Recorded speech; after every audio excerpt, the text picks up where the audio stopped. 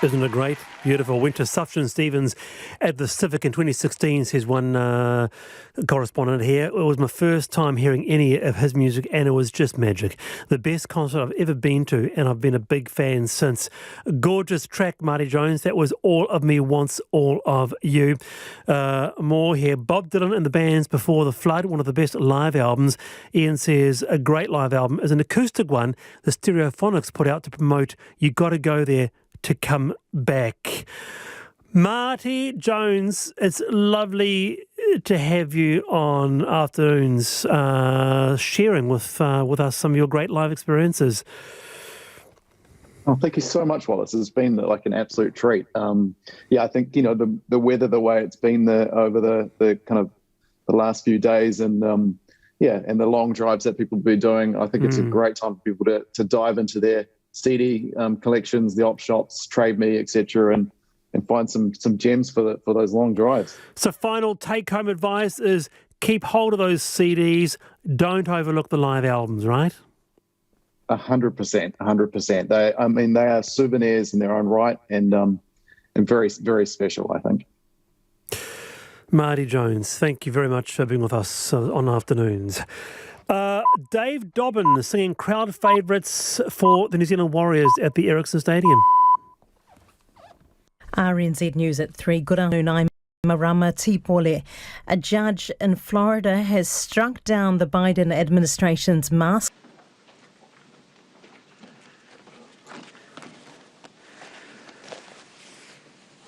Kia ora, good afternoon. As you know, the Prime Minister is leading a trade and tourism delegation to Japan and Singapore. These countries are our fourth and fifth largest trading partners, respectively, representing nearly $15 billion worth of two-way trade. Reconnecting with the world and sending the message that New Zealand is open for business is a key component of our economic rebuild. Our exports of goods and services and the resumption of tourism is critical to that. In fact, our goods exports have played an important role in sustaining our economy over the last 2 years and are now at levels 5.7% higher than pre-COVID. The return of tourists from Australia last week, alongside the move to Orange, saw a bumper Easter weekend of economic activity across the country, and I know many hospitality and tourism operators sorely needed this, and I hope it continues. The further reopening of the border on May the 2nd to visa waiver countries will add to the suite of initiatives that the government has been actively supporting over the last 2 years to grow the economy. And while there are challenges facing Kiwi households right now, it is important to note that despite the worst economic shock in over 100 years, we have ensured the New Zealand economy grew by 5.6% to year-end 2021, and that we currently have a low unemployment rate of 3.2%. As part of our economic approach, we have been addressing long-term infrastructure deficits and creating jobs at the same time, and this has been supported by the RMA fast-track consenting process that was established in 2020 after the first lockdown. Today, with 3 new projects having been approved, we reached the milestone of 50 projects having gone through this process, 17 of which have now also obtained consent from an expert panel. The 3 new projects today are New Zealand Wind Farm's Te Rere Hau Wind Farm Repowering Project, the Waimari Street Residential Development in St Heliers, Auckland, and the Flint Park West Project in the Lake Hayes area near Queenstown. The Te Rere Hau Wind Farm project will redevelop and expand the existing wind farm in the Tararua Range southeast of Palmerston North. The project involves removing 97 existing 2-blade turbines and installing 30 new 3-blade turbines, creating 197 jobs. The Waimari Street Residential Development Project in St Heliers, Auckland will create approximately 58 residential units in predominantly terraced houses between 2 and 3 stories high, and this project is expected to create 212 jobs. And the Flint Park West project is a medium density housing development in the Lake Hayes area that will construct approximately 315 residential units and create 617 jobs. To date, the 50 projects referred for approval cover 13 of New Zealand's 16 regions, and together they have the potential to create more than 18,000 jobs and build 8,772 houses. These projects have been consented faster, on average 15 months sooner per project, meaning that these jobs will come online sooner. The boom in house construction, combined with our apprenticeship boost initiative, is driving up the number of skilled New Zealanders available to work on these projects. The Building and Construction Industry Training Organisation says that by the end of March it had 21,600 apprentices, 77% more than at the same time in 2020. Growing our economy and creating jobs while keeping a lid on debt are the core components of our plan to rebuild from COVID. They will sustain our recovery through the current inflationary pressures and mean that we are well positioned to come out the other side with people in work and gaps in our infrastructure deficit filled. Happy to take your questions. Are you going to have to rein in spending to stop out of control cost of living? Well, I think it's really important still to note that the big drivers of cost of living pressures are ones that are generated offshore. So in particular, COVID-19 pandemic and the pressure that that's put on supply chains. Obviously, we've got the war in Ukraine now that is putting further pressure on that. And so while we have to be careful with our spending, we've got to continue to be balanced in the way that we approach our government spending. It is important that we don't cut our nose off to spite our face and take away funding that's really important in areas like health or education or housing. Can you pull back on any of your budget initiatives to stop so much impact hitting households? Well, as I say, we're not going to reduce the price of food at the supermarket by cutting health spending. We have to look carefully at all of our initiatives to make sure that they're value for money and that they're doing the things that New Zealanders would expect us to do. But in this budget, for example, we are completely rebuilding New Zealand's health system. There is a one-off component to the operating allowance which is for that purpose. Other than that, the operating allowance is similar to levels that we've seen recently. But the job of making sure that we carefully balance our spending is one I take seriously. I know that the job of making sure that monetary policy plays its role is one that the Governor of the Reserve Bank takes seriously. He has basically sounded alarm bells to the International Monetary Fund today, saying he needs your help with the fiscal side of things. Yeah, I think he made those comments in the context of all central banks around the world. And I agree with him that we've got to make sure that our spending is targeted and make sure that it goes to the right places. It's the reason why we've focused our cost of living attention on those on low and middle incomes with our 1 April package and with the winter energy payment coming back in on the 1st of May, rather than untargeted tax cuts that benefit people who earn more than $180,000 a year, as the National Party would have it. Minister, is this current budget going to tighten fiscal policy or loosen it? Well, as I've indicated, we will be setting new fiscal rules because the last couple of years has obviously seen us needing to suspend some of the targets that we've previously had. I'm also on the record as saying that I think it's really important that we use fiscal policy sensibly to be able to make sure New Zealand not only keeps a lid on our debt, but also make sure that we invest in the right things such as infrastructure long term. And so I'll have more to say about all of that before the budget and on budget day itself. So is it going to tighten it or loosen it? Well, as I said, I'll have more to say about that on budget day. We will continue to keep a lid on debt. It is important for New Zealand that our debt levels return down from where they are now. We were well served by having relatively low debt as we came in to a crisis like COVID-19. But I also have to balance that against the fact that New Zealand has a massive infrastructure deficit, which we will continue to invest in. Because the December half-yearly actually shows the government withdrawing fiscal stimulus from the economy. Indeed, I presume you're referring to the fiscal impulse, and indeed, because a lot of the support that we put in place for COVID is temporary, and this comes to Jenna's earlier line of questioning, which is we are moving away from that cross-the-board support fiscally that we provided. The largest part of what we did was things like the wage subsidy scheme, the resurgent support payment. Those are no longer available, and we're moving to much more targeted cost of living style support, such as you saw on the 1st of April and with the winter energy payment. So yes, it is true that some of that large scale fiscal spending is going. The point I'm making is that there are long-term investments that New Zealand needs to make in areas like infrastructure. Thomas. I was actually going to ask Bernard's question. We'll go Janae and then Ben. On inflation, are you A, looking at further ways of actually curbing inflation, and B, looking at ways of easing the pain of inflation? In terms of fiscal policy, as I said, we will continue to operate a carefully balanced policy. There are areas of investment in New Zealand society that we need to continue with, the building of state houses, for example. There are areas such as the health system where I think COVID-19 has shown New Zealanders the importance of the kind of reforms that we're proposing, and I believe we need to carry on with those. But every decision we make at the budget is based on whether we get value for money and how we can best make sure that New Zealanders benefit. In terms of the impacts of inflation, we've obviously seen that significant 1 April package, and we have the 1 May start of the winter energy payment. We'll always continue to look to see if there are other ways, but they're the things that are currently planned. So is just to confirm, the Reserve Bank is out on its own in terms of getting on top of inflation, which admittedly is its job. You're not going to help out because you are just charging ahead with the agenda that you've set out and you've been working towards for some time. Well, what I'd say is that we will always continue to carefully look at our expenditure and make sure that New Zealanders are getting value for money from that. But as I said earlier on, we've got a housing crisis. We've all acknowledged that. Could the government decide to stop building state houses? Well, yes, we could, but that would be cutting our nose off to spite our face. We need to make these long-term investments. So we will continue carefully balancing our program. The Governor of the Reserve Bank and the Monetary Policy Committee are not on their own. Fiscal and monetary policy do work together, but as you rightly point out, it is the core mandate of the Reserve Bank to keep inflation between 1 and 3% over the medium term. They take that job seriously, and we can all see what they're doing in that regard.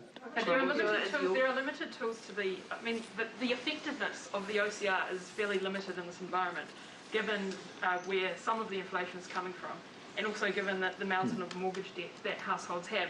Arguably, the Reserve Bank cannot crank up the OCR too much. So does that put the focus back on the government and what it can do? It's always a balancing act for both monetary and fiscal policy, and in fact in the comments that were mentioned earlier that the Reserve Bank Governor made, he acknowledged that balancing act that is there for monetary policy. The same balancing act exists for fiscal policy, and so we'll continue to do our bit, make sure that we're spending wisely and carefully.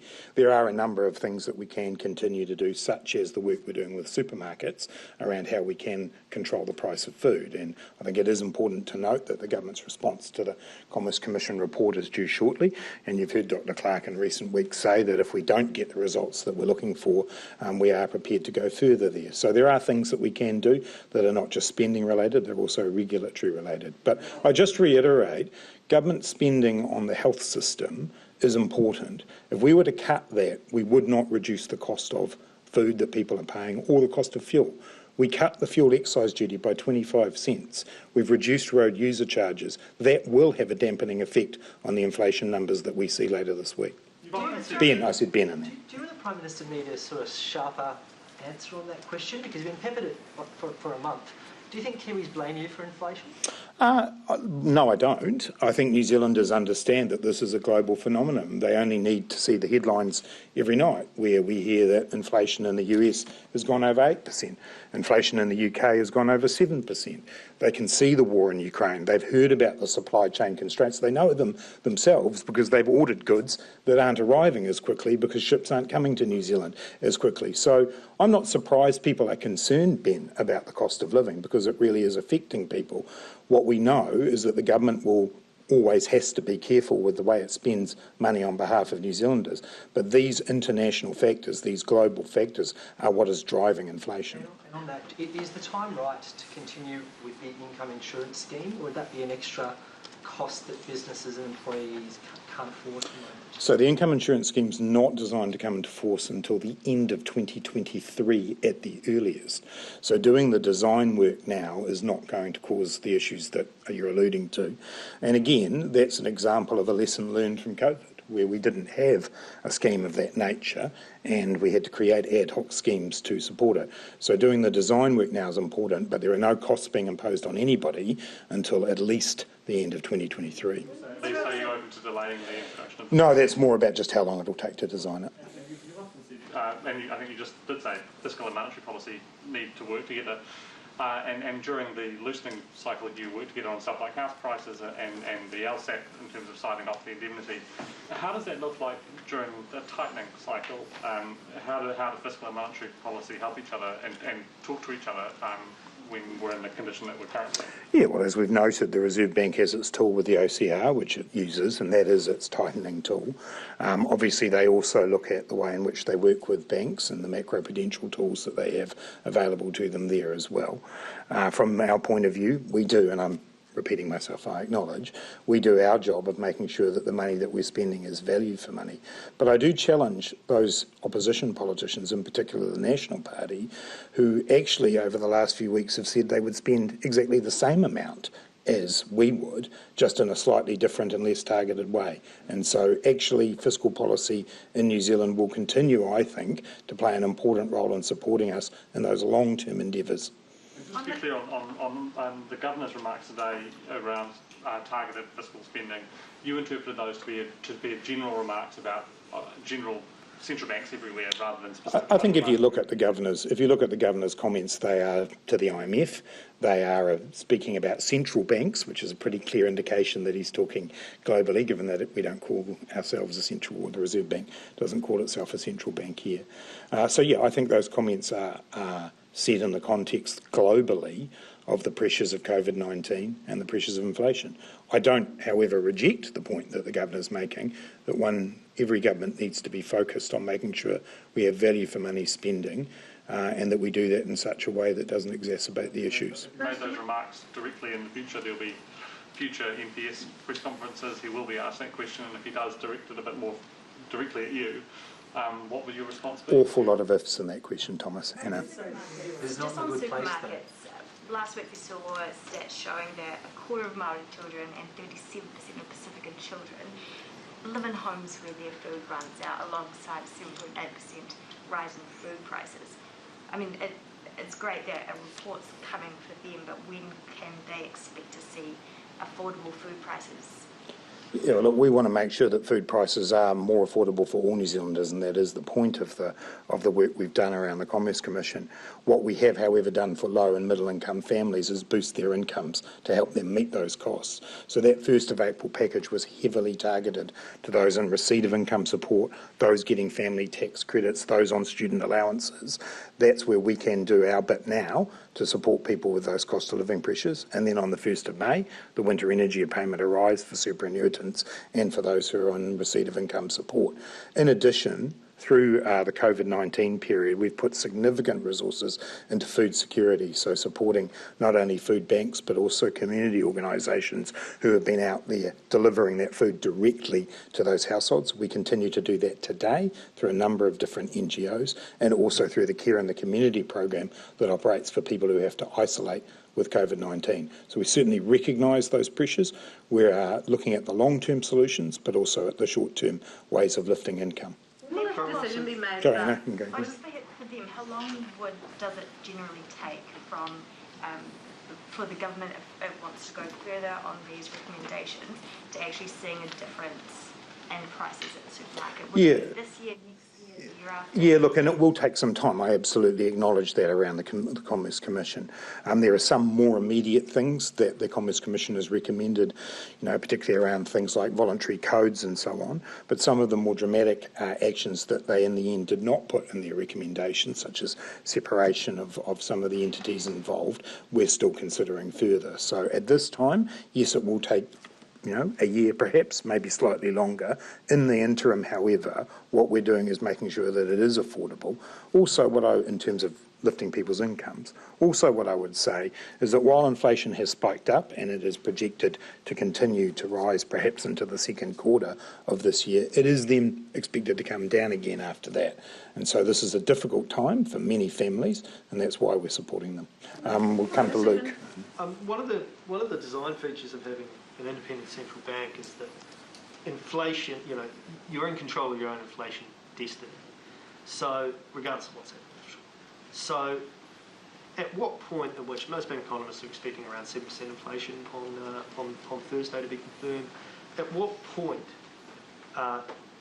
do you start to ask some harder questions of the bank about the management of inflation? How long will it have to be at elevated levels, or what level would it have to be at for you to say, hang on guys, what's going on?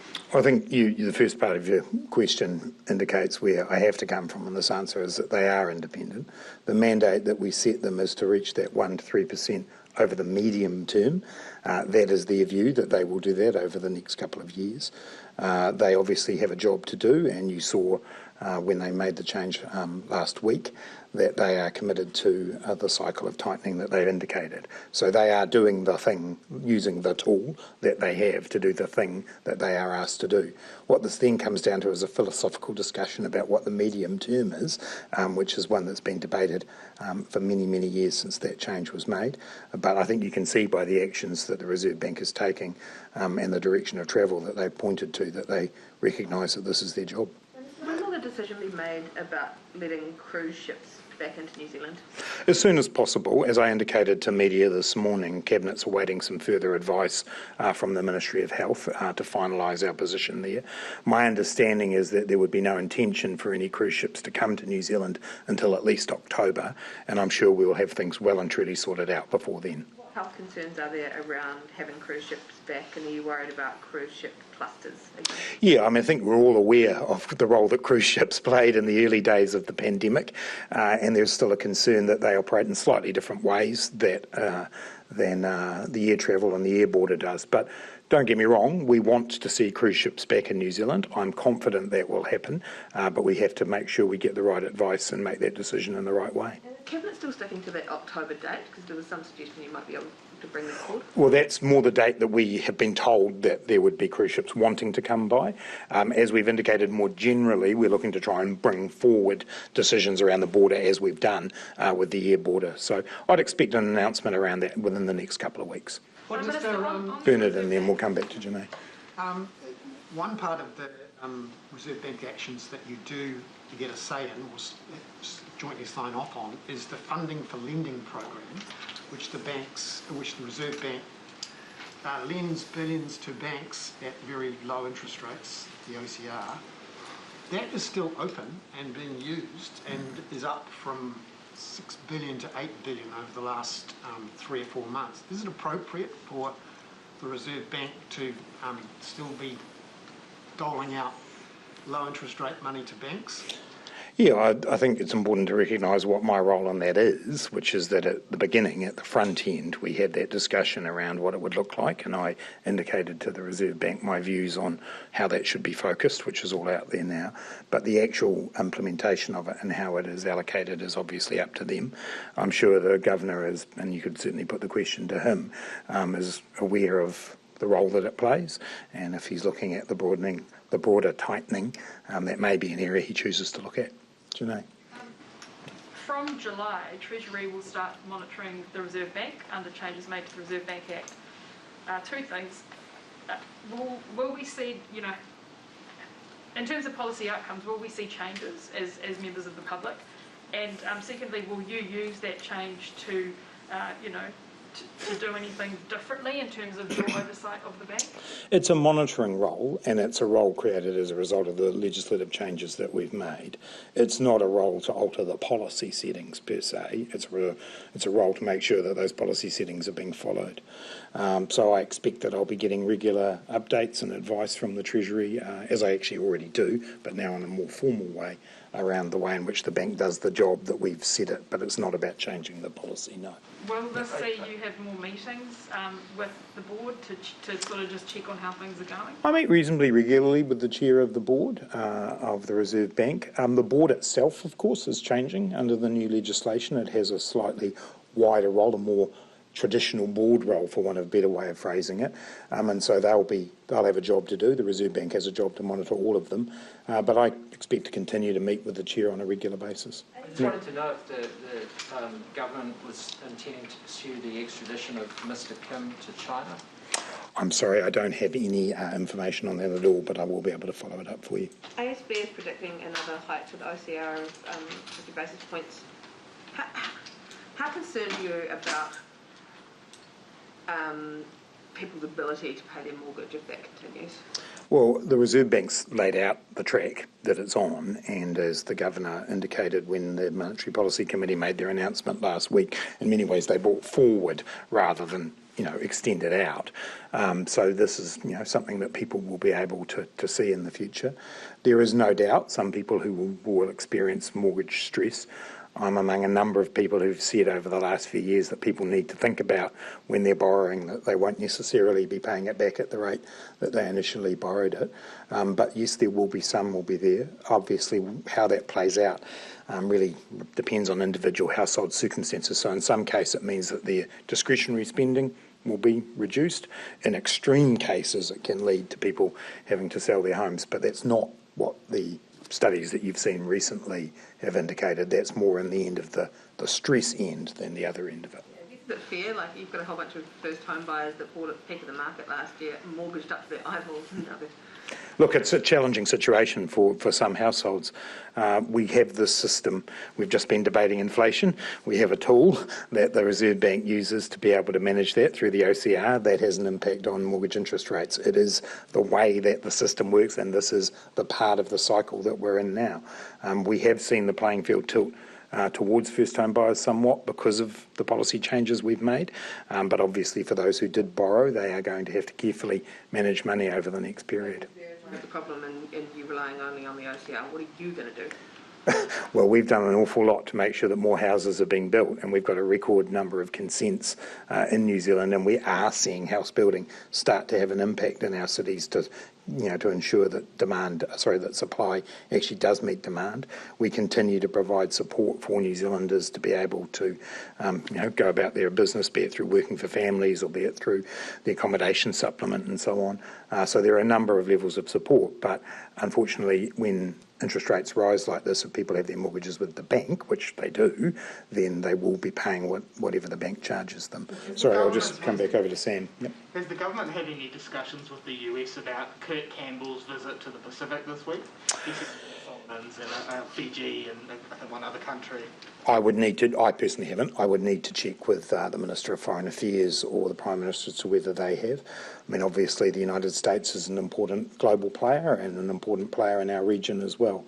And the Biden administration has been clear about their Indo-Pacific strategy that they want to pursue. So I'm not entirely surprised that they're here. We welcome their interest in the Pacific. This is a region that means a lot to New Zealanders, and I'm pleased to see them here. Has Cabinet discussed or received any updated information on the situation with the draft security agreement between Solomon Islands and China? Again, I haven't received an update on that. Obviously, we continue to maintain our position that that is a concerning development. That obviously Australia and New Zealand have a long history of working with the Solomon Islands, and we would rather that the solutions for them came from our region here in the Pacific, and we'll continue to take that stance, but I don't have an update on that position. What do you imagine net migration will be this year and the next couple of years? It's not a matter of my imagination. It's a matter of the forecasting, and we've seen from the Reserve Bank the forecasting, if I think I get the number right, around about a net positive migration of 24,000 by the end of next year. I certainly believe that plenty of people are going to want to come to New Zealand, but I'm also aware that some people will want to leave.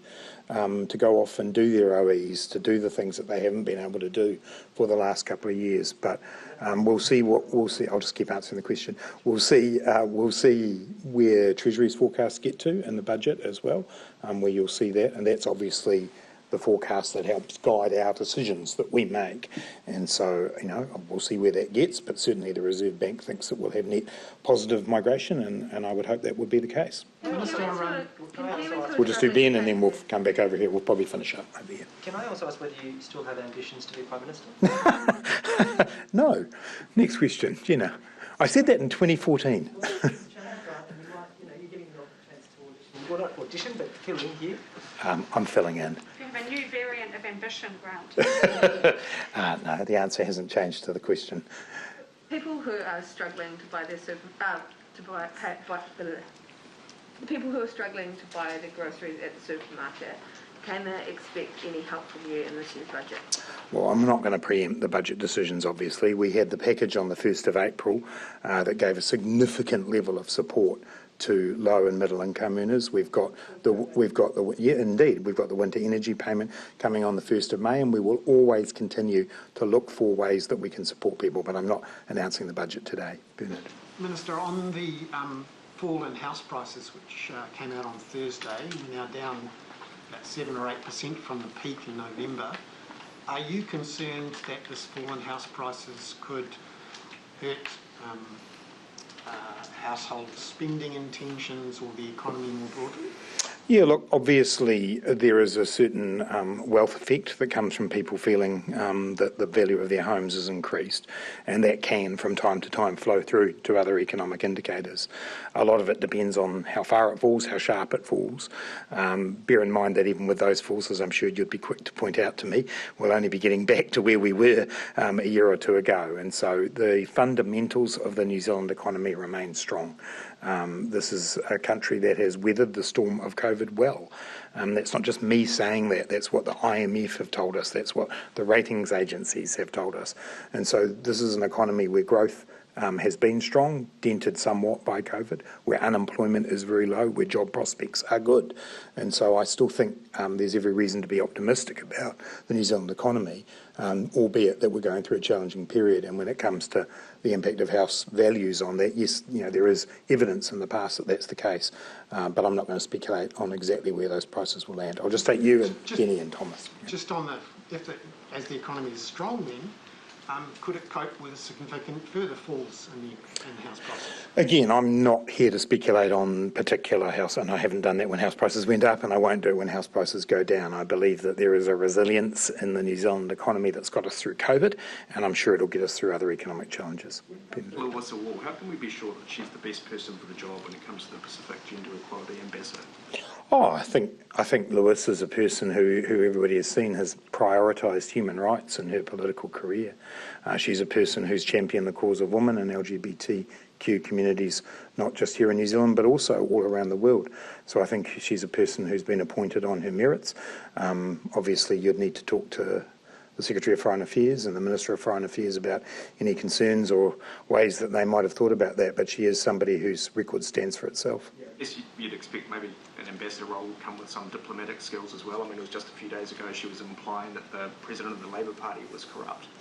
Yeah, well, look, I think those comments that Lewis made are about the past, and she's looking to the future, and I think it's a role that she'll perform admirably on behalf of New Zealanders. She spent most of the press conference today talking about how many Kiwis are doing it tough, and here you've got the Labour Party creating an ambassador role for one of their mates.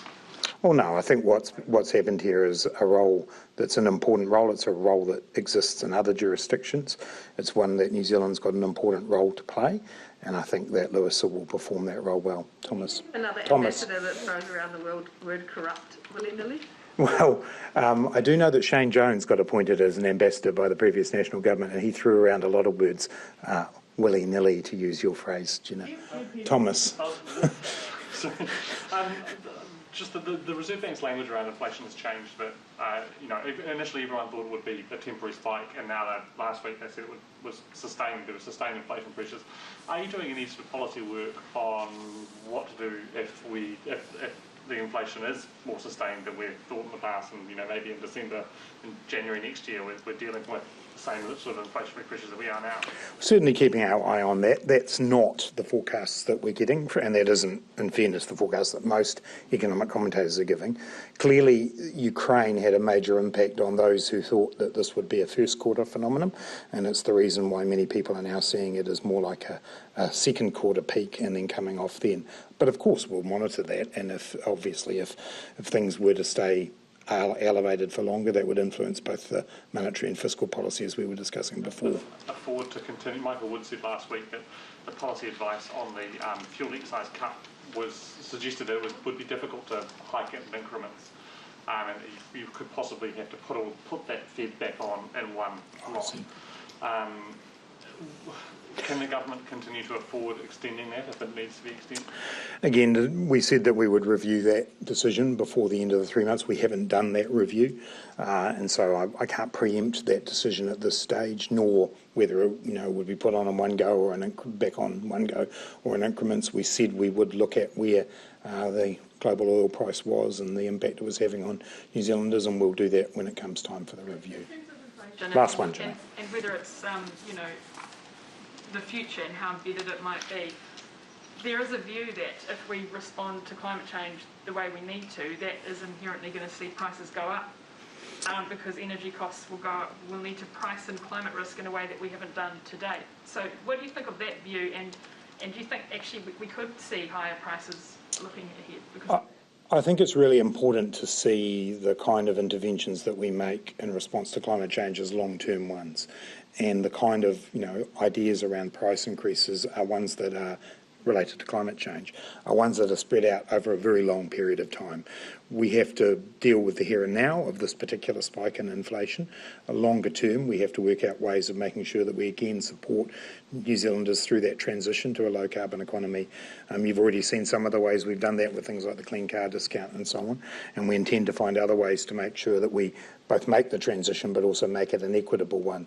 And again, I'll have more to say about that at the budget. Thanks everyone.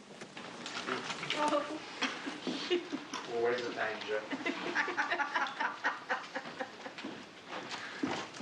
We're laughing with you.